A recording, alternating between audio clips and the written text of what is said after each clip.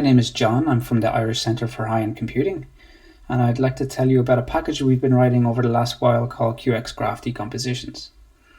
So this is part of a project we call JuliaQX for QuantX, which is looking at the distributed simulation of quantum circuits. So please check out Niall Moran's talk to learn more about that. So with this package, the problem we aim to address relates to contracting tensor networks. So if you don't know, a tensor network is a memory efficient representation of large dimensional tensors.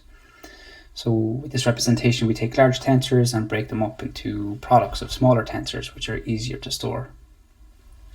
And this is usually depicted by a graph or a network where each node corresponds to one of these smaller tensors and each edge represents an index. So this representation offers drastic reductions in the memory footprint of a tensor T. However, the catch is whenever you want to access an element of the tensor T, you need to multiply or contract these small tensors back together. And the computational cost for doing that is sensitive to the order in which you contract them.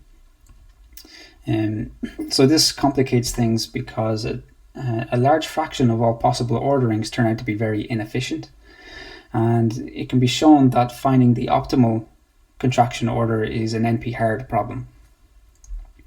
However, usually in practice you just want to avoid these bad contraction orders, and so QXGraphDecompositions offers one solution for this. So to give you a high-level idea of what it does, I'll just say finding an efficient contraction order is equivalent to a graph theoretic problem of finding something called a minimal tree decomposition of a line graph for the network. And I'll refer to the paper which establishes that. So finding an order would look like this. You would start with a graph for your tensor network, and from there you would build a line graph for the network. And then with QXGraphDecompositions, you can run an algorithm called FlowCutter, which will give you a tree decomposition. And this decomposition can be quickly converted into an ordering of the edges of the original graph.